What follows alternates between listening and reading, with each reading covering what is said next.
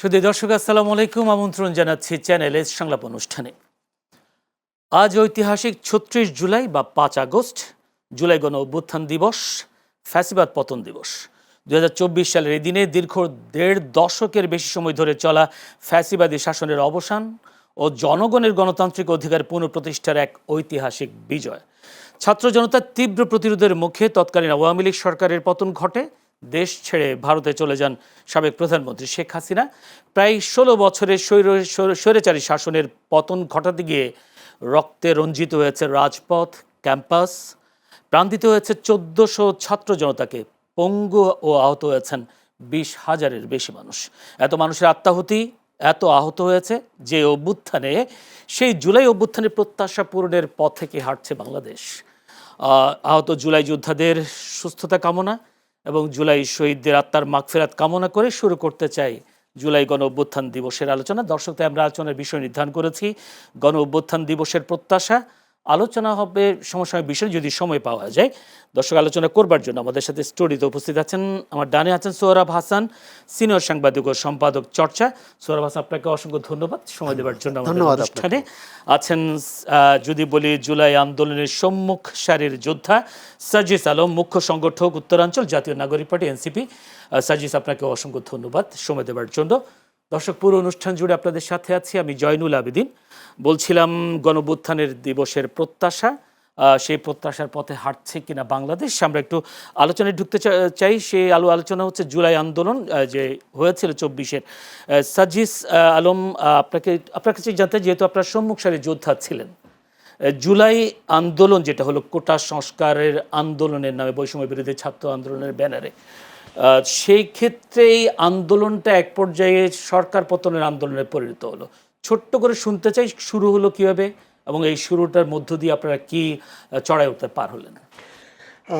৫ June বিকালবেলা, তখন আমি সায়েন্স লাইব্রেরিতে ঢাকা বিশ্ববিদ্যালয়ে পড়ছি, আমার বিসিএস রিটেন ছিল। হঠাৎ করে আমরা সোশ্যাল মিডিয়ায় দেখলাম যে 18 যে পরিপত্রটা ছিল সেটা বাতিল করা হয়েছে, যেটা ছিল যে প্রথম এবং দ্বিতীয় শ্রেণীর চাকুরিতে কোনো কোটা থাকবে না, সেটা বাতিল করে আবার আগের যেটা ছিল পুনর্বহাল ৫৬% কোটা।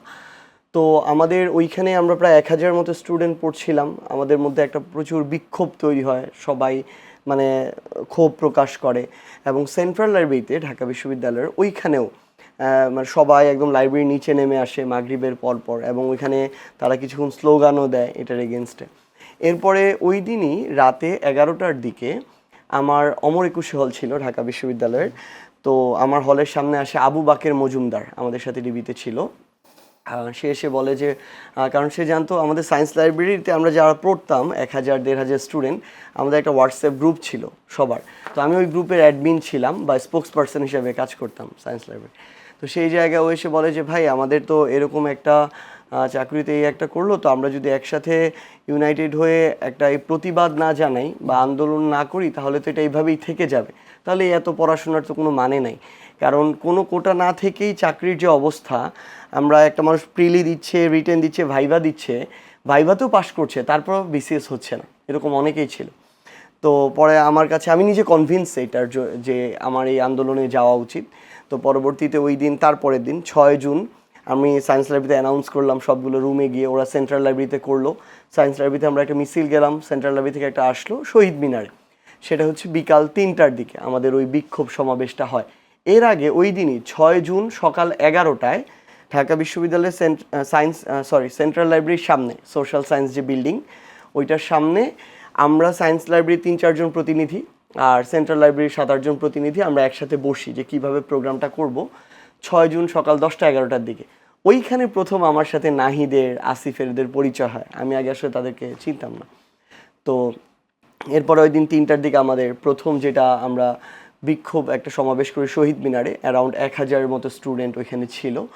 তো এরপরে আরও ২ দিন রাজু ভাস্কর যে প্রোগ্রাম হয়, এরপরে ঈদের ছুটি হয়ে যায় লম্বা সময়, একেবারে ১০ জুন থেকে ৩১ জুন পর্যন্ত, ৩০ জুন পর্যন্ত। মূলত ৬ জুলাই থেকে আপনাদের না, ৬ জুন এবং মূলত ১ জুলাই থেকে শুরু হয়। ঈদের পরের মোমেন্টামটা আমাদের শুরু হয়, যেটা ৬ জুলাই থেকে। হ্যাঁ, বাংলা ব্লকেট ৬ জুলাই থেকে। মূলত ওইখান থেকে কি আপনাদের আন্দোলনের মোড় ঘুরে যায় ৬ জুলাইয়ের পর থেকে নাকি? না, আমরা যখন যদি বলি যে ১৪ জুলাই যিনি শেখ হাসিনা বক্তব্য দিলেন তারপর এটা থেকে যেটা হয়েছে আসলে 14 জুলাই থেকে প্রত্যেক দিনে আলাদা করে নতুন নতুন মোমেন্টাম এসেছে। 14 জুলাইয়ে আমরা যখন রাষ্ট্রপতি বরাবর বঙ্গভবনে আমরা আমাদের স্মারকলিপি জমা দিতে যাচ্ছিলাম, প্রত্যেকটা পদে পদে বাধা, এটা আমাদেরকে অন্যরকমভাবে ইনস্টিগেট করেছে। আবার ওই দিন রাতে শেখ হাসিনা চীন থেকে ফিরে এসে যে বক্তব্য দিলেন, আপনি দেখবেন যে ওইটার পরে ওই দিন রাতে যেভাবে মেটাফরিক অর্থে এই স্লোগানটা দেওয়া হলো, তুমি কে আমি কে রাজাকার রাজাকার, এটা মানে শিক্ষার্থী ছেলে মেয়ে সবাই যেভাবে বাঁধ ভেঙে একদম হলের গেট ভেঙে নেমে আসে, এইটা আরেক ধাপ সামনে নিয়ে যায়। আবার 15 জুলাইয়ে যখন ছাত্রলীগ যুবলীগের তাদের যারা ক্যাডার সহ পুরো ঢাকা মহানগর থেকে তারা ক্যাডার নিয়ে যায় ঢাকা বিশ্ববিদ্যালয় ক্যাম্পাসে আক্রমণ করার জন্য, আমাদের ভাইদেরকে স্পেশালি বোনদেরকে, জগন্নাথ বিশ্ববিদ্যালয় থেকে অনেকে এসেছিল, ওইখানে ঢাকা বিশ্ববিদ্যালয়ের ছিল, বুয়েট মেডিকেলের ছিল, সবার উপরে কি নির্মম হামলা করা হয় 15 জুলাই। এরপরে এইটা ওই ছবিগুলো কিন্তু শুধু বাংলাদেশ না, পুরো পৃথিবীর একটা ভিত দাঁড়িয়ে দিয়েছিল। আপনি 16 জুলাই যখন 6 জনকে হত্যা করা হলো, আবু সাইদ সহ, ওয়াসিম, মুগ্ধ সহ, এটা আরেক ধাপ সামনে নিয়ে যায়। 17 জুলাই আমরা ক্যাম্পাসে গায়েবানা জানাজা পড়ছিলাম, সেখানে আমাদের উপরে গুলি চালানো হয় এবং আমাদেরকে বাধ্যতামূলক যখন ক্যাম্পাস ছাড়া করা হয় ওই দিন প্রত্যেকটা হলে হলে আইন শৃঙ্খলা রক্ষাকারী বাহিনীর সদস্যদেরকে পাঠানো হয়। আমাদেরকে যখন এভাবে বের করা হলো, 18 জুলাই আমরা ভেবেছিলাম যে আন্দোলনটা কিছু একটু স্থগিত হয়ে যাবে কিনা, কিন্তু সেদিন আমাদের প্রাইভেট বিশ্ববিদ্যালয়, স্কুল, কলেজ, মাদ্রাসার ভাই বোনরা যেভাবে রাস্তায় নেমে প্রতিরোধ গড়ে তুলেছে, আমি মনে করি যে ওইখান থেকে আমার এই লড়াইয়ের দ্বিতীয় অধ্যায়টা শুরু হয়েছে এবং পরবর্তীতে বিশ্ববিদ্যালয়গুলো বন্ধ করে দেওয়া হয়। জি, আপনার কাছে আসবো, আরো অনেকগুলো বিষয় নিয়ে একটু যেতে চাই সোহরাব হাসানের কাছে। সোহরাব হাসান, আপনার কি মনে হয় যে কোটা সংস্কার আন্দোলন থেকে সরকার পতনের আন্দোলনে পরিণত হওয়া, অর্থাৎ শেখ হাসিনা ও আওয়ামী লীগের চরম পরিণতি, এটা কি শেখ হাসিনা বুঝতে পেরেছিলেন এভাবে ক্ষমতা ছাড়তে হবে? শেখ হাসিনা কি এই এই পরিণতির জন্য আপনি কাকে দায়ী করেন, শেখ হাসিনা না আওয়ামী লীগের যারা শেখ হাসিনা আশেপাশে যারা ছিলেন তাদের? আপনাকে ধন্যবাদ এবং শুভেচ্ছা সার্জিদ আলমকে, জুলাই অভ্যুত্থানের অন্যতম সম্মুখ সারির যোদ্ধা। আসলে এটার কোনো সরকারের যদি নির্বাচিত হোক বা অনির্বাচিত হোক, জনগণের যে মনের ভাষা যদি পড়তে না পারে, তাহলে যে পরিণতি হওয়ার কথা সেটি হয়েছে। একটা একটা ছাত্রদের একটা ন্যায্য আন্দোলন, সেটা কিভাবে মোকাবেলা করবে, কিভাবে সামাল দেবে, এটা যদি যে সরকার না জানে, যে সরকার আত্মম্ভরিতায় থাকে, বিভোর থাকে, সেই সরকারে বা সেই ধরনের সরকারের পক্ষে এটাই স্বাভাবিক। এক্ষেত্রে আওয়ামী লীগ সরকারের সময় কী বলা হতো, শেখ হাসিনা এই দেশ চালাচ্ছে, মন্ত্রী প্রতিমন্ত্রী বা উপদেষ্টা এরা কেউ কিছু না, দলের মহাসচিব বা কেউ কিছু না, শেখ হাসিনা। তো সুতরাং এই দায় তারই। এবং তিনি বুঝতে পারেন না, তিনি ভাবছিলেন যে রাষ্ট্রযন্ত্র দিয়ে পুলিশ, সেনাবাহিনী, বিজিবি, র্যাব ইত্যাদি দিয়েই এই আন্দোলনকে দমন করা যাবে। সার্জিদ যেমন বলছিলেন, আন্দোলনটা ধাপে ধাপে সামনে এগিয়েছে। প্রথমে এটা ছাত্রদের মধ্যে ছিল, বিশেষ পরীক্ষার্থীদের মধ্যে ছিল, তারপর সাধারণ ছাত্রদের মধ্যে, তারপর এটা গণমানুষের আন্দোলন হলো। এই যে 16 জুলাই থেকে এটা গণমানুষের আন্দোলনের রূপ নিল, যেটি তৎকালীন যে ক্ষমতাসীন তারা এটা বুঝতে পারেনি, তারা যে পদক্ষেপ নিয়েছে সেটাই তাদের বিরুদ্ধে গেছে। কিন্তু আপনার কি এটা মনে হয় কিনা, সেই সময় যে আওয়ামী লীগের সাধারণ সম্পাদক ওবায়দুল কাদের বলেছিলেন এই আন্দোলন দমাতে ছাত্রলীগই যথেষ্ট, এটা কি আমার প্রশ্ন হচ্ছে যে এটা কি শেখ হাসিনা এই কথা তাকে বলতে বলেছিলেন নাকি তিনি নিজে থেকে বলেছেন বলে মনে হয় আপনার? তখন বললাম তো, আওয়ামী লীগের যে র্যাঙ্ক অ্যান্ড ফাইল, আওয়ামী লীগের যে নেতৃত্ব, সেটা হচ্ছে এক ব্যক্তিকেন্দ্রিক। আমাদের রাজনৈতিক সংস্কৃতিটাই অনেকটা তাই। সার্জিদ আলমরা ভাঙার চেষ্টা করছেন, কতটা ভাঙতে পেরেছেন আর সেটি বিষয় আছে। আমাদের রাজনৈতিক নেতৃত্ব কিন্তু এক ব্যক্তিকেন্দ্রিক, এবং নেতা কী ভাষা বললে খুশি হবেন এটাই চিন্তা করেন, যে এটাতে উস্কানিমূলক, যে ছাত্রলীগই যথেষ্ট। এর আগে আমরা আরও অনেক উস্কানিমূলক বক্তব্য শুনেছি, কিন্তু এটি একটা বিস্ফোরণ তৈরি করেছে, একটা কি বলে, একটা স্ফুলিঙ্গ জ্বলন্ত দাবানলে পরিণত হয়েছে।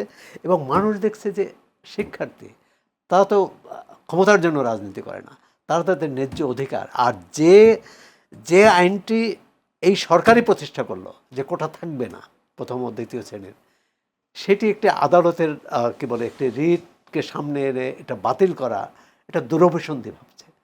দুরভিসন্ধি ভাবছে শিক্ষার্থীদের, বিশেষ করে যারা বিসিএস পরীক্ষা দেন, তাদের বঞ্চিত করার একটা অভিসন্ধি ভাবছে। সুতরাং সবটা মিলে বিস্ফোরণ। আর এর পিছনে কাজ করেছে 3টি নির্বাচন, মানে জবরদস্তির নির্বাচন, প্রহসনমূলক নির্বাচন, আর মানুষের গণতান্ত্রিক অধিকার। পৃথিবীর অনেক দেশে কিন্তু এই নির্বাচিত না হলেও, নির্বাচন না থাকলেও গণতান্ত্রিক মানুষের যে মৌলিক অধিকার, এই অধিকারের উপর হস্তক্ষেপ করে না। আমাদের এখানে তো নির্বাচিত সরকারও করে, অনির্বাচিত সরকারও করে। আর যে বিষয়টি হচ্ছে ছাত্রদের আন্দোলন, তারপর কি করলো? 6 জনকে, আপনিও ছিলেন না, 6 জনকে ডিবি অফিসে নিয়ে গেল, এবং প্রতিদিন টেলিভিশনে এটা দেখানো হচ্ছে। মানুষের মধ্যে এই যে মেয়েরা নেমে আসলো, নারীরা নেমে আসলেন, এর কারণ একটা, আরও এই যে তুমি কে আমি কে রাজাকার, মানে এটি যে একটা চপেটাঘাত, এটি ওই সরকার বুঝতে পারেনি। এবং এই রাজাকার, অবশ্যই যারা রাজাকার ছিল তাদের বিরুদ্ধে মানুষের ক্ষোভ আছে, এখনও আছে, 55 বছর পরও আছে। কিন্তু আপনি সেটা যে কোনো আপনার সুবিধা মতো ব্যবহার করবেন, মানে আপনার স্বার্থে ব্যবহার করবেন। আবার যেমন হেফাজতের কথা, হেফাজতে যখন সরকার মনে করেছে যে তাদেরকে মোকাবেলা করা দরকার, তাদেরকে আপনি কি বলে অভিযান চালিয়ে গুলি, সাউন্ড গ্রেনেড ইত্যাদি চালিয়ে করে দিলেন। আবার সেই হেফাজতের সাথে আপোষ করলেন, হেফাজত চুক্তি করলেন, এবং কওমি জননীর উপাধি নিলেন। মানে এটা হচ্ছে এই যে সবিরোধিতা, এই যে ভণ্ডামি এক ধরনের, মানে এটাই হচ্ছে আমাদের রাজনীতির প্রধান দুর্বলতা, প্রধান সংকট। এই সংকট থেকে আমরা বেরিয়ে আসতে পারি। দেখেছেন আপনি যেটা বলছিলেন যে দায়টা অবশ্যই সেই সময় যিনি প্রধানমন্ত্রী ছিলেন, সেই সময় যারা নেতৃত্বে ছিলেন, এমনকি সেই সময় যারা বিভিন্ন বাহিনীতে ছিলেন, তাদেরও দায়িত্ব। কারণ একজন তো এরকম বলেননি যে আমরা গুলি ছুড়ব না, বললেন কবে? 3 তারিখ, এবং সেদিনই কিন্তু সরকারের পতন হয়ে গেল। এখন যে বিষয়টি হচ্ছে যে লক্ষ্য নিয়ে, একটা লক্ষ্য ছিল স্বৈরাচারের পতন হয়ে গেছে। তারপর যে দ্বিতীয় যে লক্ষ্য, অর্থাৎ গণতান্ত্রিক ধারায় দেশ শাসন, আপনি যেটা বলেন প্রত্যাশা, সেটি কতটায় আমরা এগোয়েছি এই 2 বছর, সে বিষয়টি নিয়ে আসবো আপনার কাছে। এই গত 2 বছরে সেটাই কিন্তু চাওয়া পাওয়ার হিসাব মেলানোর বিষয়। জি, যে সাজিস আলম, আপনার কাছে জানতে চাই, আপনি বলেছেন যে 6 জন নাহিদ ইসলামদের সাথে আপনার পরিচয় হয়েছে, কখন আপনাদের সাথে যুক্ত হলো? যদি বলি ছাত্রদল, ছাত্র শিবিরের যে নেতা কর্মীরা আপনাদের সাথে কখন যুক্ত হলো? আমাদের 1 জুলাই বা গণ অধিকার পরিষদের ছাত্র সংগঠন। আমরা 10 জুনের পরে, 9 জুনের পরে যখন হচ্ছে ঈদের বন্ধটা ছিল, ওই টাইমে বাংলাদেশের বিভিন্ন বিভাগীয় পর্যায়ে যে বিশ্ববিদ্যালয়গুলো, ওইখানকার যারা প্রতিনিধি আছে তাদের সাথে, আমাদের পরিচিত সার্কেল যারা আছে তাদের সাথে একটা কমিউনিকেশন করা হচ্ছিল। আবার একই সাথে ছাত্র সংগঠন যারা আছে বিভিন্ন, ধরুন ছাত্র দল, ছাত্র শিবির, বাম বিভিন্ন ধরনের ছাত্র সংগঠন, তাদের সাথেও ছাত্র অধিকার পরিষদ, কমিউনিকেশন করা হচ্ছিল। তো আমাদের প্রত্যেকের আলাদা আলাদা স্পেসিফিক দায়িত্ব ছিল। এই কমিউনিকেশনের দায়িত্বটা পালন করতো আসিফ মাহমুদ সজীব ভুঁইয়া এবং আবু বাকের মজুমদার। এই জায়গাটা, যেমন আপনি প্রত্যেকটা মিছিলের সামনের সারিতে একদম মাঝখানে আমাকে আর হাসনাতকে দেখবেন। আমাদের কাজ ছিল এইটা, যে কর্মসূচিটা হচ্ছে, ওই কর্মসূচির সামনেও কিছু মানুষ থাকতে হবে যেন পুরো ক্রাউডটাকে মুভ করানো যায়। আবার নাহিদের জায়গা যেটা ছিল, যে ও কোনো ধরনের এরকম কমিউনিকেশনে থাকতো না কোনো দল বা এগুলোর সাথে, কারণ এর মধ্য দিয়ে যদি সরকার, ও আমার সমন্বয়ক তালিকা, ওর নাম নাহিদ ইসলাম 1 নম্বরে, আমার নাম 2, হাসনাতের 3, আসিফের 4। এখন 1 নম্বরের মানুষটা যদি এই কমিউনিকেশনের জায়গাটাতে থাকে, তাহলে তো তারা কোনো ধরনের, ধরেন হোয়াটসঅ্যাপ মানে মেসেজ বাইরে নিয়ে আসবে, তারপর অডিও রেকর্ড বাইরে নিয়ে আসবে, নিয়ে এসে টার্গেট করে আন্দোলনটাকে নষ্ট করে দিতে চাইবে, যে ওরা বিএনপির সাথে যোগাযোগ করতেছে, শিবিরের সাথে যোগাযোগ করতেছে, এটা তো সরকার বিরোধী আন্দোলন। সো এই জন্য ও এই সকল যোগাযোগ থেকে দূরে ছিল, এবং ও কোঅর্ডিনেট করতো আমাদের যে প্রোগ্রামটা, বা যখন আমরা নিজেরা বসতাম তখন গুরুত্বপূর্ণ অপিনিয়ন মেক করা, এই জায়গাটাতে কাজ করতো। তো আমাদের 1 জুলাই থেকেই ধরেন ছাত্র দল, ছাত্র শিবির এবং ছাত্র অধিকার পরিষদ, তাদের সাথে বাকের এবং আসিফের একটা কমিউনিকেশন ছিল। সেক্ষেত্রে অনেক সময় আমরা পাল্টাপাল্টি বক্তব্য শুনি, ছাত্র শিবির, ছাত্র দল আসে অনেক পরে, আপনারা তো সমুখসায় যুদ্ধে ছিলেন, আসলে কারা সবসময় আপনাদেরকে সম্পৃক্ত মানে সহযোগিতা করেছে? না, আমরা তো বললামই মাত্র, এটা আমরা ডে 1 থেকে তাদের সাথে আমরা কমিউনিকেট করেছি, ছাত্র সংগঠনের সাথে, নট পার্টির সাথে। এবং আন্দোলনটা মাঝামাঝি যাওয়ার পর ছাত্র সংগঠনগুলো আবার পার্টির সাথে কমিউনিকেশন করেছে, কিন্তু ইনিশিয়ালি ছাত্র সংগঠনের সাথে করেছি। কারণ প্রথমে তবে একটা জিনিস বলতে হয়, ঢাকা বিশ্ববিদ্যালয়ের 13টা হল ছেলেদের এবং মেয়েদের 5টা হল, এই 18টা হলের শিক্ষার্থীরা 17 জুলাই পর্যন্ত, 1 জুলাই থেকে 17 জুলাই শাহবাগ কেন্দ্রিক, ঢাকা বিশ্ববিদ্যালয় কেন্দ্রিক যে আন্দোলনটা ছিল, এবং 7 কলেজের শিক্ষার্থীরা, জগন্নাথ বিশ্ববিদ্যালয়ের শিক্ষার্থীরা, তারা কিন্তু খুবই অ্যাক্টিভলি এখানে যুক্ত হয়েছে। এবং আমাদের ধরেন ঢাকা বিশ্ববিদ্যালয়ের আন্দোলনটা, আমরা ঢাকা বিশ্ববিদ্যালয় সেন্ট্রাল ল্যাবের সামনে থেকে বের হলাম, ভিসি চত্বর দিয়ে, টিএসসি দিয়ে আমরা শাহবাগের দিকে যাচ্ছি, হয়তো আমাদের মিছিলে তখন 5000 স্টুডেন্ট, কিন্তু একটু পরে শাহবাগে ধরেন জগন্নাথ বিশ্ববিদ্যালয় থেকে আরও 2000 এসে যুক্ত হলো, অন্যরকম একটা আমেজ তৈরি হতো তখন। সো এই প্রত্যেকটা জায়গা এখানে আসলে মানে আমি জানি না, এখন আমাদের একটা কথা হয় কি যে জুলাইয়ের ক্রেডিট ভাগাভাগি, আমি তো দেখি কেউ বলে না জুলাই আমার, এনসিপিরও কেউ বলে নাই, বিএনপিরও কেউ বলে নাই, জামাতেরও কেউ বলে নাই যে জুলাই আমাদের শুধু, বরং সবাই ছিল বলেই এবং একটাই লক্ষ্য ছিল বলেই এটা সফল হয়েছে। এখন ধরেন জুলাইয়ের পরে আমাদের মতামত different, political party different, that's why অনেক কিছু, কিন্তু তখন সবাই ছিল এবং সবার স্বতঃস্ফূর্ত অংশগ্রহণ ছিল। তবে একটা জিনিস শুধু অ্যাড করি, এই যে ধরেন ছাত্রদল, ছাত্র শিবিরের যারা একদম পোস্টেড গুরুত্বপূর্ণ লিডার, তাদের কেউ কখনো সামনে নেতৃত্বের জায়গায়, মঞ্চে, বক্তব্যে কখনো ছিল না, বা আমরাও আসতে দেই না, এটা পলিসিগত কারণে। কারণ এটা হলে আন্দোলনটাকে ফ্রেমিং করে দেওয়া যেত যে এটা সরকার বিরোধী আন্দোলন, পিছনে অন্য উদ্দেশ্য আছে। তখন আমার এই যৌক্তিক কোটা সংস্কারের যে মুভমেন্টটা, ওইটা হয়তো কোনো দিন 10 জুলাই পর্যন্ত যেত না। জি, অসংখ্য ধন্যবাদ। সেক্ষেত্রে একটা প্রশ্ন আপনার কাছে জানতে চাই, সেটা হলো আন্দোলনের সময় কোন বিষয়টা আপনাকে হতাশ করে, তারপরে কোন বিষয়টা সবচেয়ে সাহসী করে তুলেছিল? না, হতাশ কোনো কিছুই তো করে নাই আসলে, মানে হতাশ হলে তো এটা পিছনের দিকে যেত, কিন্তু প্রত্যেকটা মোমেন্ট আমাদেরকে অনেক বেশি ইন্সপায়ার করেছে। মানে ধরেন আপনি দেখতেছেন যে এটা স্পেশালি শুরু হয়েছে আমাদের একদম 1 জুলাই থেকেই। 1 জুলাইয়ে তখন হালকা হালকা বৃষ্টি হচ্ছিল, আমাদের মিছিলটা আমরা সেন্ট্রাল লাইব্রেরি থেকে সামনে থেকে শুরু করে কাঁটাবন হয়ে আমরা এলিফ্যান্ট রোড হয়ে শাহবাগে আসি। তো আমরা প্রত্যাশা করেছিলাম যে আমরা সর্বশেষ যেই প্রোগ্রামটা করেছিলাম রাজু ভাস্কর্যে, এটা জুন মাসের হয়তো 9 তারিখে হবে, ওই দিন অ্যারাউন্ড আমাদের সব মিলিয়ে 1000 স্টুডেন্ট ছিল, কিন্তু ওই মিছিলে অন্তত 7-8 হাজার স্টুডেন্ট ছিল 1 জুলাই প্রথম দিন, যেটা এটা কিন্তু ঈদের লম্বা ছুটির পরে। সো এটা আমাদেরকে অনেক ইন্সপায়ার করেছিল যে হিউজ একটা মানুষ। এবং ওই দিন শাহবাগে দাঁড়ানোর কথা ছিল না, তাও আমরা 20 মিনিট দাঁড়িয়ে স্লোগান দিয়ে পরে শেষ করেছিলাম। এবং প্রত্যেক দিন এই সংখ্যাটা যখন বাড়ছিল, প্রত্যেক দিন বিভিন্ন ঘরানার মানুষ যখন আসছিল, ইভেন আমি এটা পর্যন্ত বলি, আমার ঢাকা বিশ্ববিদ্যালয়ের 13টা হলে তখন কিন্তু ছাত্রলীগ নিয়ন্ত্রণ করতো, কোনো প্রশাসন হল নিয়ন্ত্রণ করতো না, সিট নিয়ন্ত্রণ করতো ছাত্রলীগ, গণরুম, গেস্ট রুম, এভরিথিং। মানে আমি হলে থাকতে চাইলে তাদের মতো থাকতে হবে, তাদের প্রোগ্রাম গেস্ট রুম করতে হবে, অন্যথায় থাকতে পারবো না, এরকম ছিল।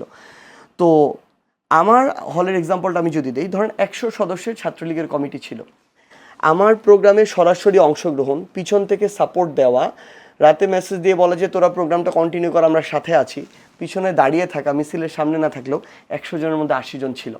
কারণ প্রত্যেকেই তারা এই প্রোগ্রাম গেস্ট রুমটা করেছে বা পদ নিয়েছে, অধিকাংশ এই যে 70-80%, কারণটা হচ্ছে তারা অন্তত 6টা বছর হলে শান্তিমতো থাকতে চায়, একটা সিট পাইতে চায়, কিন্তু পিছনে আপনাদেরকে সাহস জুগিয়েছিল এবং অংশগ্রহণ করেছে। প্রত্যেকটা আমার মনে হয় 2-3 জুলাই থেকে বৈষম্য বিরোধী ছাত্র আন্দোলন, ধরেন শহীদুল্লাহ হল, FH হল, মহসিন হল, এই নামে প্রত্যেকটা হল থেকে প্রোগ্রাম এসেছে। ছাত্রলীগের সকল পোস্টের যারা, তারা যদি বাধা দিত তাহলে এই মিছিলটা আলাদা করে বের হতে পারতো না।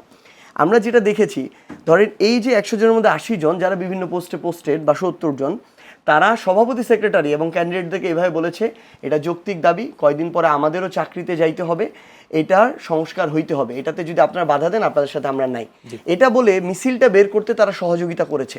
তার মানে ছাত্রলীগেরও একাংশ বড় এই আন্দোলনে, বড় অংশ এই আন্দোলনে যোগ দিয়েছে, শেষ পর্যন্ত ছিল তারা। এবং আমি যদি বলি, যখন এটা এক দফাতে গিয়েছে তখন অল্প কিছু সংখ্যক সাইলেন্ট হয়ে গিয়েছে, কিন্তু অনেকেই ছিল যারা শেষ পর্যন্ত এটা কন্টিনিউ করেছে। কারণ এই যে 15 জুলাই, 16 জুলাই, 18, 19, 20 জুলাই চোখের সামনে এভাবে লাশ পড়ে থাকা, ঢাকা মেডিকেলে রাস্তার সামনে মগজ পড়ে আছে, মানুষের খুলিটা আলাদা হয়ে পড়ে আছে, এগুলো তো তাদেরই কারো বন্ধু, কারো রুমমেট, কারোর সাথে 6 বছর একসাথে ক্লাস করেছে, এটা আর তখন সহ্য করতে পারে নাই। এই জন্য তাদেরকে আমরা ওই 3 আগস্টেও শহীদ মিনারে দেখেছি।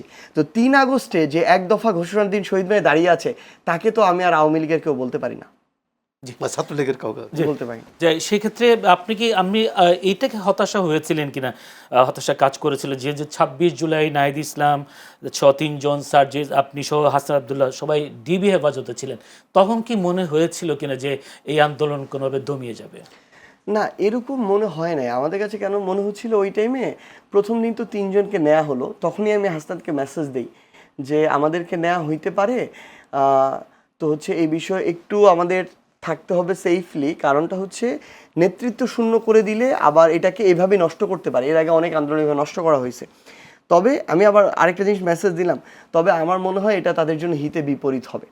কারণ আমাদের সাথে মানুষ যেভাবে অ্যাটাচমেন্টটা ফিল করতো নিজেদের ভাই হিসেবে, সন্তান হিসেবে, এইটা এর আগের পলিটিক্যাল মুভমেন্টগুলোর সাথে সমান না, ওই ধরনের না, এটা একটা অন্যরকম অ্যাটাচমেন্ট ছিল। তো সেই জায়গা থেকে পরের দিনই প্রথমে আমাকে হাসনাতকে নিল এবং কিছুক্ষণ পরেই নুসরাতকে নিল তার পরের দিন। তো ওইখানে গিয়ে আমাদেরকে মানে যেগুলোই করছিল এর আগে কিন্তু আমাদেরকে ডিজিএফআই তুলে নিয়ে যায় 18 জুলাই সন্ধ্যার পরে। যেই স্ট্র্যাটেজিগুলো ফলো করছিল ডিবি, আমাদের কাছে খুবই এগুলোকে সারফেস লেভেলের খুবই লেইন মনে হচ্ছিল। কারণ এর আগে ডিজিএফআই যেগুলো করছিল, ওনারা তো আর্মি অফিসাররা ছিল, ট্রেইনড খুবই খুবই প্রফেশনালি করতেছিল। ওনারা মেন্টালি প্রেশার করা, ফিজিক্যালি টর্চার করা, সব কিছুর লেভেলটা একরকম। আর ডিবিটা তখন চোর ছ্যাচোর যেভাবে তারা ডিল করে অভ্যস্ত, ওইভাবে ডিল করছিল। এবং এইটাকে আমাদের কাছে প্রেশার মনে হচ্ছিল না, বরং মনে হচ্ছিল যেই কাজগুলো করছে ওদের বিরুদ্ধে গেছে, হ্যাঁ মানে তাদের বিরুদ্ধে যাবে, মানুষ সেন্টিমেন্ট হাস্যকর মনে হয়, খুবই হাস্যকর মনে হবে যে এদের 6 জনকে আপনি দেখাচ্ছেন একসাথে খাওয়াচ্ছেন, তারপরে আমাদের গার্ডিয়ানদেরকে নিয়ে একদিন খাওয়াচ্ছে, তারাই ভিডিও করতেছে। তারা ভিডিও কারা করতেছিল, এই ঢাকার বিভিন্ন জোনের ডিবির যারা ডিসি, ধরেন রমনা জোনের ডিবির ডিসি, মতিঝিল জোনের ডিবির ডিসি, তারা ভিডিওগুলো করতেছে। এবং আপনি দেখবেন যখন নাহিদ ইসলামকে ওই কাগজটা পড়তে দেয়, তারা মানে যেই ছেলেগুলা এই গণ অভ্যুত্থানের 36 দিন লড়াই করলো, একটার পর একটা কথা বললো, বক্তব্য দিল, প্রেস রিলিজ দিল, ব্লকেড করলো, যাদেরকে কোনোদিন 1 লাইন দেখে পড়তে হয় নাই, তাকে আপনি 3 লাইন পড়াচ্ছেন কাগজ দিয়ে, কে না বুঝবে এটা অভিনয়? আপনি তো এটা এমনি বলতে পারতেন। আমাদের তখনই মনে হয়েছে যে মানুষ এটা ধরে নিবে, এক। দ্বিতীয়ত, নাহিদের তো অনেক টর্চার করা হয়েছিল, তো এই জন্য লুঙ্গি পড়েছিল, ওইটাকে ঢাকার জন্য উপরে দেওয়া হলো একটা পেপার, ডিবি হারুন নিজে এনে পেপারটা দিল, এই নাহিদের লুঙ্গিটা যেন দেখা না যায়। এরপরে আমাদের সবাইকে বললো তোমরা নর্মাল থাকো, একটু হাসবা।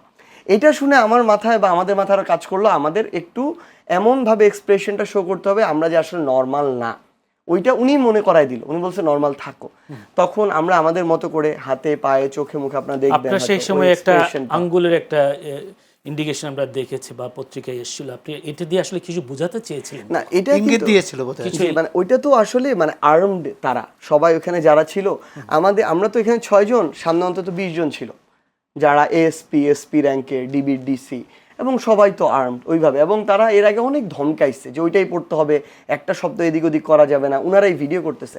তো আমাদের উদ্দেশ্য একটাই ছিল, এইটুকু বোঝানো যে আমরা ইচ্ছার বিরুদ্ধে দিচ্ছি। তো যে যেভাবে পেরেছে, অনেকে পা নাড়ানো, হাত নাড়ানো, মানে আমরা বিভিন্নভাবে এটা করার চেষ্টা করেছি। সোহরাব হাসানের কাছে একটু যেতে চাই। সোহরাব হাসান, 24-এর আন্দোলন যদি বলি, বৈষম্য বিরোধী ছাত্র আন্দোলন বা গণঅভ্যুত্থান, আর 26-এ ভারতের ককরোচ পার্টির আন্দোলন, এই 2 আন্দোলনের আপনি যদি বিশ্লেষণ করতে বলি, কি বিশ্লেষণ করবেন? না, এই 2 আন্দোলনের মধ্যে অনেকেই মনে করে যে একই ধরনের, একই একটা মিল খোঁজে। আমি অমিলটাই বেশি খুঁজি। ওটা হয়েছে কিন্তু ওইখানকার পরীক্ষার দুর্নীতির বিরুদ্ধে, প্রশ্নপত্র বা প্রশ্ন নিয়ে। এবং এরকম আন্দোলন কিন্তু বাংলাদেশে অনেক হয়েছে। এই যে মেডিকেলের পরীক্ষা, আপনার বিশ্ববিদ্যালয়ের পরীক্ষা, দুর্নীতি নিয়ে অনেক হয়েছে। আর এই আন্দোলনটা ছিল কিন্তু একটু যেটি সারজিৎ বললেন, যে সকল শিক্ষার্থী মনে করেছে এটা তার আন্দোলন। ওই আন্দোলনটা রাজনৈতিক চরিত্র অনেক বেশি ছিল, যে বিরোধী দল এটাকে সুযোগটা নিয়েছে, সামনে চলে আসছে। এখানে কিন্তু 5 তারিখের আগে বা 3 তারিখের আগে রাজনৈতিক দলগুলো আসেনি। আর শিক্ষক নেটওয়ার্কের সাথে একটা যোগাযোগ ছিল। জি, জি, হ্যাঁ, কালকে তানজিমুদ্দিন খান বলছিলেন, হ্যাঁ, চর্চার সঙ্গে একটা সংলাপে, যে শিক্ষক নেটওয়ার্কের কয়েকজন শিক্ষকের সাথে এই শিক্ষার্থীরা আন্দোলনের সম্পৃক্ত। মাহফুজ আলম, জি। নাহিদ ইসলাম এরা যোগাযোগ করেছিলেন এবং তাদের একদম নৈতিক সমর্থন চেয়েছিলেন। এবং সেটা এরকম না যে তারাও রাস্তায় নাম, তারা গিয়েছিলেন, তারা ডিবি অফিসে কিন্তু গিয়েছিলেন। তো সুতরাং ওই ককরোচ, এটা হচ্ছে পুরো রাজনৈতিক আন্দোলন, আর এটি ছিল একটা গণমানুষের আন্দোলন। গণমানুষের শিক্ষার্থীদের প্রতি একটা অন্যায় হয়েছে, সেই অন্যায়ের বিরুদ্ধে। সুতরাং এই আন্দোলনের যে দুই চরিত্রটা কিন্তু এক না, যদিও অনেকে বলে বা নেপাল বা এই শ্রীলঙ্কার আন্দোলনের সাথে, হ্যাঁ, 24-এর আন্দোলনটা মিলে গেছে, পরিণতিটা একই দিকে গেছে, সরকার পতনের দিকে, এবং সরকারের পতন ঘটিয়ে নতুন একটা ব্যবস্থা তৈরি করেছে। এখন যে বিষয়টি আপনি ককরোচের কথা বললেন, তারাও গণমানুষের কথা বলছে, তাদের অধিকারের কথা বলছে, মৌলিক অধিকারের কথা বলছে, নিত্যপণ্যের দাম বৃদ্ধির এর বিরুদ্ধে বলছে, জনদুর্ভোগের কথা বলছে, মানবাধিকারের কথা বলছে, যেটি 24-এর আন্দোলনের আকাঙ্ক্ষা ছিল। এখন যে প্রশ্নটি, 24 থেকে আমরা 26-এ আসলাম, 2 বছর, কালের পরিক্রমা হয়তো দীর্ঘ সময় না, কিন্তু আবার একটি দেশের গণতন্ত্র পুনর্নির্মাণের ক্ষেত্রে, গণতান্ত্রিক ব্যবস্থায় ফিরে যাওয়ার ক্ষেত্রে একেবারে কমও নয়। কারণ আমাদের একটি নির্বাচিত সরকার 5 বছর সময় পায়, তার একটা অনির্বাচিত, হ্যাঁ, তারা যে কাজটি করেছে, অনির্বাচিত এই অন্তর্বর্তী সরকার একটা নির্বাচন দিয়েছে, এবং সেই নির্বাচন নিয়ে যতই অভিযোগ, পাল্টা অভিযোগ থাকুক, মানুষ ভোট দিতে পেরেছে, মানুষ তার পছন্দের সেই সরকারকে বেছে নিতে পেরেছে। এটাই তো প্রধান অভিযোগ ছিল 3টি নির্বাচন সম্পর্কে, 14, 18 এবং 24। এখন যে প্রশ্নটি, আজকে যে জুলাই অভ্যুত্থানের যারা অংশীজন, সবাই অংশীজন, রাজনৈতিক দল হিসাবে, ছাত্র সংগঠন হিসাবে, এবং সাজেস্ট বললেন যে সাধারণ ছাত্ররা যেভাবে এগিয়ে এসেছিল, কিন্তু আজকে এই যে অংশীজনের মধ্যে বিভেদ, দূরত্ব, সংঘাত, দেখুন, আজকে হলো 24শে জুলাই অভ্যুত্থানের বার্ষিকী, দ্বিতীয় বার্ষিকী। কালকে ঢাকা শহরে অনেকগুলো শিক্ষা প্রতিষ্ঠানে, জগন্নাথ বিশ্ববিদ্যালয়, ঢাকা কলেজ, আলিয়া মাদ্রাসায় ছাত্র শিবির এবং ছাত্র দলের মধ্যে সংঘাত হয়েছে, এবং খুবই মানে এটার যে একটা রাজনৈতিক কোনো বিষয় বা কোনো পরিকল্পিত তাও না, কিন্তু এরকমটা হয়েছে। এবং হবিগঞ্জেও তো এনসিপি না, সেটা আসছি, এটা হচ্ছে ছাত্রদের মধ্যে। গতকালের কথা বলছি, যেহেতু আজকে 5 তারিখ, আজকে মানুষের দৃষ্টি থাকার কথা ছিল তো 24-এ, কিন্তু এই ঘটনা কিন্তু অনেকের দৃষ্টি যে আজকে কি হলো, আজকে কেন এই সংঘাত হলো, আজকে তো আওয়ামী লীগ নাই, ছাত্রলীগ নাই, ফেসিবাদ নাই, কিন্তু আজকে নিজেরা কেন মারামারি করছে, এটি আমার বিষয়। এর আগে এনসিপি কর্মসূচি নিয়েছে, পদযাত্রা দীর্ঘ, মানে তারা সারা দেশেই করেছে। হবিগঞ্জে এবং সিলেটে এই ঘটনা কেন ঘটলো? হ্যাঁ, কেউ উস্কানিমূলক বক্তব্য দিলে যদি সেটা আইন বিরোধী হয়, তাকে আইনের আওতায় আনা যেত। কিন্তু এই যে মানে শক্তি দিয়ে, মানে আইনটা নিজের হাতে তুলে নেওয়া, আর একজনের উপর চড়াও হওয়া, যার বিরুদ্ধে তো 24শে আন্দোলন হলো। 24শে আন্দোলন তো হলো এ কারণে, এই যে ওই ছবিটা তো এখনও ফাঁসে, প্রথম আলোতে ছাপা হয়েছিল, যে 2টি মেয়েকে কিভাবে লাঠি দিয়ে পিটাচ্ছিল, এবং তারা আত্মরক্ষার জন্য দেয়াল কুকড়ে গিয়েছিল। তাহলে কেন আবার সেই সংস্কৃতি ফিরল? কিন্তু সেই সংস্কৃতি ফেরাটা, হ্যাঁ, এখন কি আমরা গণতান্ত্রিক ব্যবস্থায় আছি? কখনো কল্পনা করা যায় না। আমরা নির্বাচিত ব্যবস্থায় আছি, কিন্তু কতটা গণতান্ত্রিক এই ব্যাপারে সন্দেহ। যেটা আমি একটু যেতে চাই, সাজিদ সালাম, আমি বিভাজনের কথা পরে আসব, কিন্তু একটা প্রশ্ন, যে আপনারা যে 9 দফা দাবি থেকে হঠাৎ করে 1 দফা দাবিতে কি কারণে আসলেন আপনারা?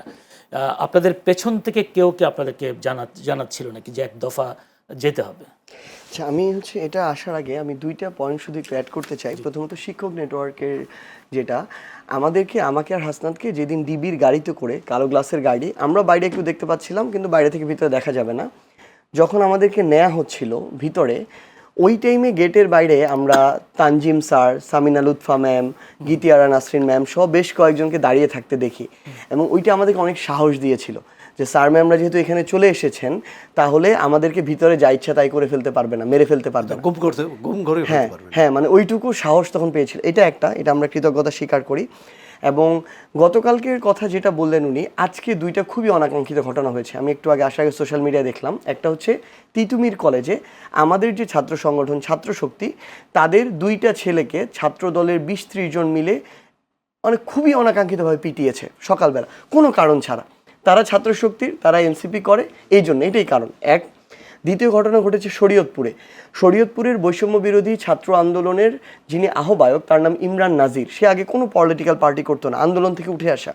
সেই ছেলেটা নতুন করে আমাদের এনসিপির সাথে যুক্ত হয়েছে।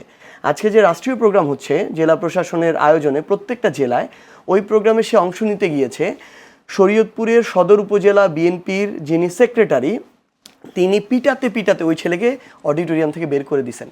এবং 3 জন আহত জুলাই যোদ্ধা ছিলেন যারা এখন আমাদের সাথে কাজ করছেন, তাদেরকে ওখান থেকে পিটাতে বের করে দিয়েছেন। ভিডিওটা সোশ্যাল মিডিয়ায় এসেছে। তাহলে এটা তো হইতে পারে না, মানে এটা কতটা অনাকাঙ্ক্ষিত হইতে পারে যে বিএনপির কিছু কিছু মানুষ ওই চরিত্রটাই ধারণ করছেন, সুযোগের অভাবে তারা একটু ভালো ছিলেন, এখন ক্ষমতা পাওয়ার সাথে সাথে তারা আবার ওই যে ফ্যাসিবাদী যে চরিত্র, ওইটা ধারণ করার চেষ্টা করছেন। তো আমরা তারেক রহমানকে শুধু একটা আহ্বান জানাই এই অনুষ্ঠান থেকে, যে এইরকম কিছু মানুষ আছে যারা উপরে বিএনপি কিন্তু ভিতরে ভিতরে স্বৈরাচারী ওই আচরণটা, চরিত্রটা ধারণ করে। তাদের থেকে বিএনপিকে বাঁচানোর দায়িত্বটা তারেক রহমানের নিতে হবে, অন্যথায় এটা তার জন্য লং টার্মে ক্ষতিকর হবে, হিতে বিপরীত হবে। আমি যে কথাটা বলছিলাম যে এক দফা আন্দোলন চলে আসেন, তখন কি কোনো বড় রাজনৈতিক দলের কারোর সাথে আলাপ করেছিলেন নাকি আপনাদের মনে আছে? এটা দেখেন, 17 জুলাইয়ের পরে 16 জুলাই আমাদের 6 জন শহীদ, 17 জুলাইয়ের পরে 18 জুলাইয়ে আমরা মিডিয়াতে দেখছিলাম, আমাদেরকে দেখাচ্ছে যে 10 জন গুলিবিদ্ধ হয়েছে, তাও এটা বলছে না মারা গিয়েছে, 10 জন গুলিবিদ্ধ হয়েছে, 15 জন গুলিবিদ্ধ হয়েছে। কিন্তু আমাদের কাছে আনঅফিসিয়ালি বিভিন্ন জায়গা থেকে তথ্য আসছিল যে আজকে অন্তত 100 জনের উপরে হত্যা করা হয়েছে শুধু 18 জুলাই। এবং আজকে আপনি শহীদদের যখন তালিকা দেখবেন, 18 জুলাই শহীদ হয়েছে এমন সংখ্যাটা 100-র বেশি। এবং 19, 20, 21 এই 4 দিন, 18 থেকে 21 এই 4 দিনে অন্তত 5 থেকে 600 মানুষকে হত্যা করা হয়েছে। সবচেয়ে বড় কথা হচ্ছে, এটা তখন আর শুধুমাত্র আমাদের কাছে ছিল না, এই এক দফা আমরা দেই না, এক দফা মানুষ থেকে এসেছে। আমরা 3 তারিখে শহীদ মিনারে এক দফা নাহিদ ইসলাম ঘোষণা করেছেন, কিন্তু তার আগেই 1 তারিখ থেকেই মানুষজন সোশ্যাল মিডিয়া থেকে শুরু করে প্রত্যেকটা আলোচনা থেকে শুরু করে আমরা দেখছি যে এক দফা আসছে। এবং 2 তারিখ তো সাংস্কৃতিক কর্মীরা এক দফা, তারা তাদের মুখ থেকে দোলযাত্রা থেকেও শুনেছি আমরা। শুধুমাত্র যেটা প্রয়োজন ছিল যে প্রত্যেকের জায়গা থেকে বলছে, কিন্তু ওই যে অফিসিয়াল বৈষম্য বিরোধী ছাত্র আন্দোলন যে ব্যানারের মাধ্যমে এই আন্দোলনটা চলছে, তার যিনি আমার মুখপাত্র নাহিদ ইসলাম, যার ঘোষণা শুনে প্রত্যেকটা কর্মসূচি গিয়েছে, ওইটা হওয়াটা প্রয়োজন ছিল। কারণটা হচ্ছে এইদিকে তো বিচ্ছিন্নভাবে সবাই অনেক সময় অনেকে বলেছে, কিন্তু পুরো বাংলাদেশের যারা ছাত্র সমাজ বা ছাত্র জনতা, তারা ওইটাকে নিয়ে একসাথে মুভ করবে কিনা, এই জন্য নাহিদ ইসলামের শহীদ মিনার থেকে ঘোষণাটা জরুরি ছিল। কারণটা হচ্ছে, আমার কাছে প্রশ্নতে ঘোষণা দেওয়ার আগে কোনো রাজনৈতিক দলের নেতার সাথে বা শীর্ষ নেতাদের সাথে আলাপ করা হয়েছিল? আপনারা যে এক দফা দাবি দিবেন, সেটা কতটা বাস্তবসম্মত বা সেটা বাস্তবায়ন করা যাবে কিনা? আমরা 1 জুলাই থেকেই প্রত্যেকটা কর্মসূচি মানুষের সেন্টিমেন্টটা যেমন ছিল, যেটা ডিমান্ড করতো, ওই অনুযায়ী দিয়েছি। এবং জনাব মির্জা ফখরুল ইসলাম আলমগীর তার একটা সাক্ষাৎকারে বলেছেন, আপনি দেখবেন যে তারা পার্টিসিপেট করেছে, অংশগ্রহণ করেছে, সর্বোচ্চ সাপোর্ট দিয়েছে, কিন্তু পলিসি শিক্ষার্থীরাই নির্ধারণ করেছে। সো এটার ক্ষেত্রে ছাত্রদল শিবিরের মাধ্যমে তাদের যে অভিভাবক প্রতিষ্ঠানের সঙ্গে যোগাযোগ করা হয়েছে, হ্যাঁ, তারা তাদের জায়গা থেকে অপিনিয়ন দিয়েছে, ছাত্রদল শিবিরের সাথে কিন্তু যোগাযোগ এই দাবিটা ছাত্র জনতার পক্ষ থেকে আসার কারণে আপনারা দিয়েছেন বা নাহিদ ইসলাম, এটা ওই টাইমে ডিমান্ড ছিল দেশের, বা কোনো রাজনৈতিক দলের কোনো নেতা, শীর্ষ নেতার সাথে আপনারা আলাপ করেন না? আমরা ছাত্র সংগঠনের যারা নেতৃত্ব, তাদের সাথে কিন্তু আলাপ হয়েছে, কারণ তারা তো তাদের নেতাদের সাথে আলাপ করেছে। সো এটাতে তারা সবাই, এটাতে একাত্মতা ছিল, কারণ এটা তাদেরও ওই ডিমান্ড ছিল। আর একটা প্রশ্ন সাজিদ সালাম, যেহেতু সময় খুবই কম, আমি খুব তাড়াতাড়ি প্রশ্নগুলো করছি। সেটা হচ্ছে 17 জুলাই যখন বিশ্ববিদ্যালয় বন্ধ ঘোষণা করা হলো, তখন অনেকটা স্থিমিত হয়ে যাচ্ছিল এই আন্দোলন, এরকম একটা খবর প্রচারিত। তখন আমরা দেখেছি প্রাইভেট বিশ্ববিদ্যালয়ের শিক্ষার্থীরা, আপনি নিজেও বলেছেন যে তারা আন্দোলনে আবার নিজেদেরকে একটু গতিশীল করবার জন্য রাস্তায় নেমেছেন এবং হতাহত হয়েছেন প্রাইভেট বিশ্ববিদ্যালয়ে। সেক্ষেত্রে আপনারা যখন এই এনসিপি গঠন করলেন বা রাজনৈতিক দল গঠন করলেন, প্রাইভেট বিশ্ববিদ্যালয়ের শিক্ষার্থীরা বঞ্চিত হয়েছে এরকম একটি অভিযোগ আছে। না, ব্যাপারটা হচ্ছে আমরা তো খুব করে চাই প্রাইভেট বিশ্ববিদ্যালয়ের যারা আছে তারা যদি একেবারে অন্তর্বর্তী সরকারও ছিল না তাদের প্রতিনিধি। না, অন্তর্বর্তীকালীন সরকারের তো প্রতিনিধি 2 জন ছিল মেইনলি আমাদের এনসিপি থেকে। এখন ইভেন অন্যান্য এর বেশি যাওয়ার সুযোগও ছিল না ওই টাইমে, কিন্তু বিভিন্ন জায়গায় তাদের পার্টিসিপেশন ছিল। ব্যাপারটা আসলে কোন জায়গায় আমি যদি আপনাকে একটু স্পেসিফিক করি, তাদের 18 জুলাই থেকে, আমি এটাকে অভ্যুত্থানের আরেকটা অধ্যায় হিসেবে ধরি, 1 থেকে 17 জুলাই একটা, 18 জুলাই থেকে পরবর্তী একটা, 3 আগস্ট 4-5 আগস্ট এটা আরেকটা। সো এই পুরো দ্বিতীয় অধ্যায়ের লিডটা তারা করেছে, আসলে এই ক্রেডিটটা তাদেরকে নির্দ্বিধায় দিতে হবে। কিন্তু যেই বিষয়টা হয়েছে, তাদের অনেকেই হয়তো অনেক জায়গায় রাজনীতিতে অংশগ্রহণ করেছে, কেউ জামায়াতের সাথে, শিবিরের সাথে, কেউ আমাদের এনসিপির সাথে, কেউ হয়তো বিএনপির সাথেও যুক্ত হয়েছে।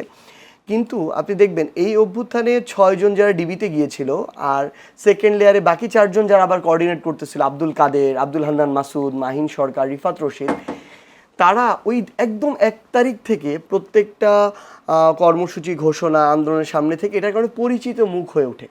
প্রাইভেট বিশ্ববিদ্যালয়ের ওই টাইমটা খুবই মানে সংঘর্ষময় এবং খুবই নৃশংস সময় ছিল। তো ওই রকম 2, 4, 5, 10 জন হঠাৎ করে লিডারশিপের জায়গায় এটা সুযোগ ছিল, এটা সামগ্রিক লিডারশিপ ছিল ওই জায়গাটাতে। ফলে এখন অনেকে অনেক জায়গায় থাকলেও এটা ওইভাবে মানে সামনে আসে না যে উনি ওইখানে গুরুত্বপূর্ণ দায়িত্বে ছিল, প্রাইভেট থেকে এসেছে, এখন গুরুত্বপূর্ণ জায়গা আছে। আরেকটা জিনিস হচ্ছে, তারা অধিকাংশই যেটা হয়, অনেকেই কিন্তু পড়াশোনায় ফিরে গিয়েছে, অনেকেই তাদের যে ঘরানা বিজনেস বলি, চাকুরি বলি, দেশের বাইরে চলে যাওয়া বলি, ওই জায়গাগুলোতে গিয়েছে। নর্মালিও কিন্তু তাদের এত ইন্টেনশন ছিল না। পরবর্তীকালে ওই মধুর ক্যান্টিনে তো ওদের একটা প্রতিবাদ কর্মসূচি নিয়েছিল। ওইটা আসলে ব্যাপারটা মধুর ক্যান্টিনে প্রাইভেট বিশ্ববিদ্যালয় ভার্সেস প্রাইভেট ছিল না এরকম। ওইটা এরকম ছিল, বৈষম্যবিরোধী ছাত্র আন্দোলনের মনে হয় একটা কমিটি রিলেটেড বিষয়ে মানে 2 ভাগ হয়েছিল। 2 ভাগে প্রাইভেটও ছিল, পাবলিকও ছিল, মানে 2টা ভাগেই। কিন্তু 1 ভাগের প্রত্যাশা অনুযায়ী ওইটা হয় নাই। তাদের ভাষ্য হলো যেভাবে অ্যাকোমোডেট হওয়া হয় নাই, আবার আরেকটা ভাগের ভাষ্য হলো ঠিক ছিল, এরকম কিছু হয়েছিল। আবার শেষ প্রশ্ন হয়তো হয় যে কিনা জানি না, তারপরেও জানার ইচ্ছা, 3 আগস্টে যেহেতু 1 দফা দাবি ঘোষণা এবং 4 আগস্টে ঘোষণা করা হলো যে মার্চ টু ঢাকা অভিমুখে লং মার্চ, আবার আবার পরবর্তীতে ঘোষণা আসলে না 5 আগস্টে ঘোষণা। এটা কি 6 আগস্ট? জি, প্রথমে ছিল 6 আগস্ট, পরে আবার 5 আগস্ট। এর পেছনের কারণটা কি আসলে? আপনারা কি মনে করেছিলেন বা আপনারা কোনো খোঁজ খবর পেয়েছিলেন যে 5 আগস্টে পতন হতে যাচ্ছে সরকার, সেই কারণে একদিন আগে কোনো পক্ষের ইঙ্গিত? হ্যাঁ, কোনো পক্ষের ইঙ্গিত? ব্যাপারটা আসলে কি ছিল, এখানে সবচেয়ে গুরুত্বপূর্ণ ছিল 1, মোমেন্টামটাকে নষ্ট না করা। সেকেন্ড, যারা এই মোমেন্টামটাকে নষ্ট করতে চায়, ধ্বংস করতে চায়, ধরেন শেখ হাসিনা, আওয়ামী লীগ বা তার যে শক্তি যেগুলো ভিতরের বাইরের, তারা যেন ব্রিদিং স্পেস না পায়, একটা পরিকল্পনা করে এটাকে নষ্ট করে দেয়ার। তো এই জায়গা থেকে 3 আগস্ট কিন্তু আমরা শেখ হাসিনার পতনের ঘোষণা দিয়ে দিলাম।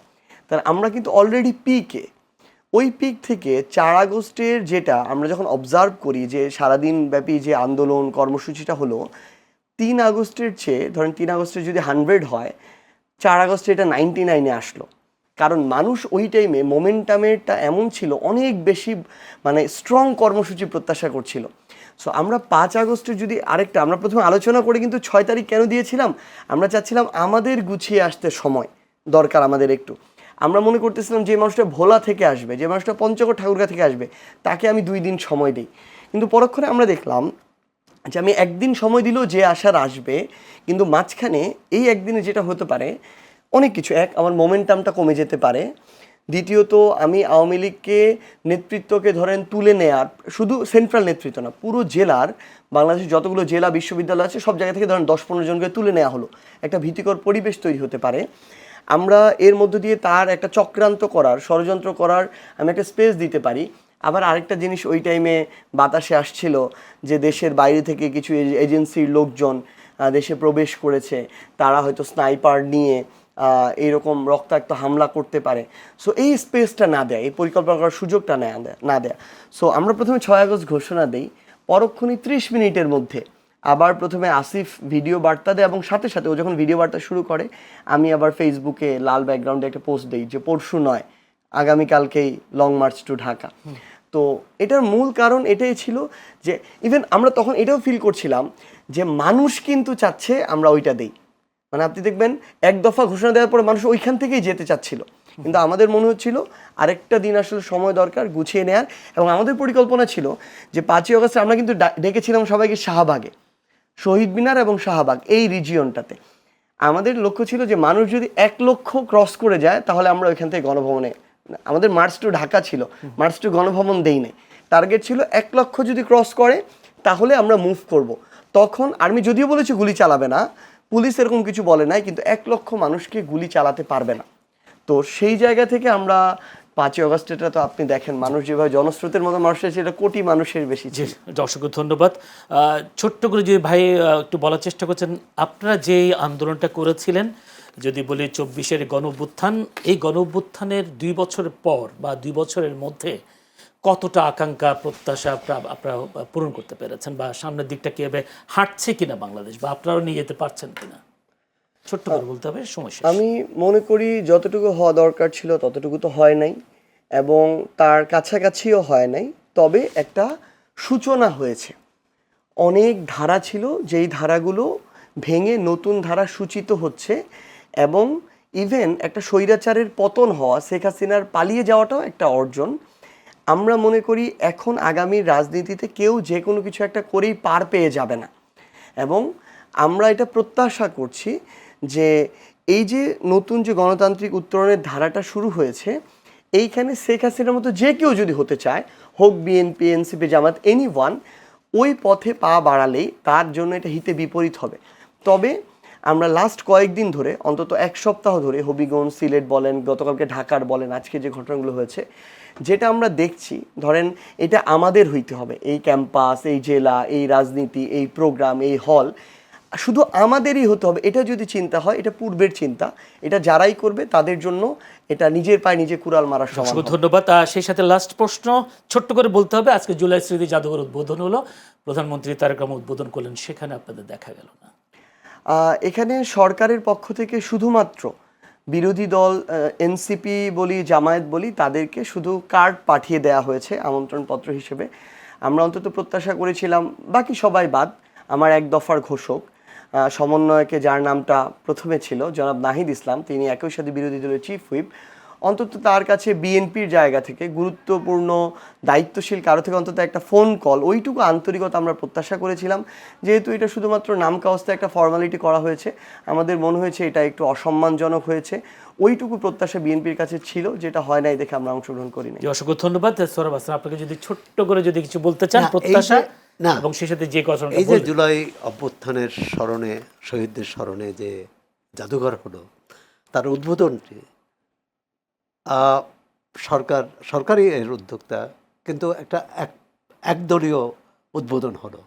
সেখানে এই জুলাই অভ্যুত্থানের অন্য অংশীজন, এনসিপি, জামাত ইসলামী বা অন্য দল, আরও অনেক দল, বামপন্থী অনেক সংগঠন ছিল, শিক্ষক নেটওয়ার্ক ছিল, শিক্ষকদের অন্য অনেক সংগঠন ছিল, অনেক সাংস্কৃতিক সংগঠন ছিল। তাদের যে অনুপস্থিতিটা, এটা কিন্তু পীড়াদায়ক। এটা তখন আবার সেই আমরা একলা চড়ো পথে হাঁটছি কিনা, এবং যেটি হয় আমরা আশা করি যে এটা তাৎক্ষণিক প্রতিক্রিয়া, গতকাল যেটা হয়েছে, আজকে যেটা হয়েছে, এটি যদি স্থায়ী হয় তাহলে কিন্তু বড় সংখ্যা তৈরি, তাহলে ধরতে নিতে হবে যে জুলাই অভ্যুত্থান আমাদের কোনো শিক্ষা দেয়নি, বা তা থেকে আমরা কোনো শিক্ষা নেইনি। আর যদি এটা তাৎক্ষণিক প্রতিক্রিয়া, রাজনৈতিক নেতৃত্ব যদি এগুলো বিবেচনায় নিয়ে সঠিক সিদ্ধান্ত নিতে পারে, এবং গণতন্ত্র হচ্ছে সবাইকে মিলে, কাউকে বাদ দিয়ে কেউ গণতন্ত্র হবে না, দেশের উন্নয়নও হবে না। আজকে যে দেশের ভয়াবহ সংকট, জ্বালানি সংকট, গ্যাস সংকট, আপনার বিদ্যুৎ সংকট, আপনার আইনশৃঙ্খলা পরিস্থিতি, নিত্যপণ্যের দাম বেড়ে যাচ্ছে, মানে এটা নিয়ে সবাইকে মিলে এই রাষ্ট্র কিন্তু মেরামত করতে হবে। যদি সেটা না পারি তাহলে আবার আরেকটি অভ্যুত্থান হতে হবে, এবং সেটা কারো কাম্য না। দর্শক ধন্যবাদ। দর্শক, আমরা এতক্ষণ আলোচনায় ছিলাম গণ অভ্যুত্থান দিবসের প্রত্যাশা বিষয়টি নিয়ে। আলোচনায় ছিলেন সোহরাব হাসান, সিনিয়র সাংবাদিক ও সম্পাদক চর্চা, ছিলেন সার্জিস আলম, মুখ্য সংগঠক উত্তরাঞ্চল জাতীয় নাগরিক পার্টি এনসিপি। দুজনকে অসংখ্য ধন্যবাদ আজকের আলোচনা রাখবার জন্য বা সময় দেওয়ার জন্য। দর্শক, আপনারা ধৈর্য ধরে আমাদের এই অনুষ্ঠান এতক্ষণ ধরে দেখবার জন্য আপনাদের প্রাণডালা অভিনন্দন, শুভেচ্ছা জানিয়ে আজকের মতো শেষ করতে চাই। চ্যানেলের সংলাপ অনুষ্ঠান সেই সাথে আগামীকাল একই সময়ে চ্যানেলের সংলাপ অনুষ্ঠান দেখার আমন্ত্রণ জানিয়ে আজকের মতো বিদায় নিচ্ছি। ভালো থাকবেন সবাই।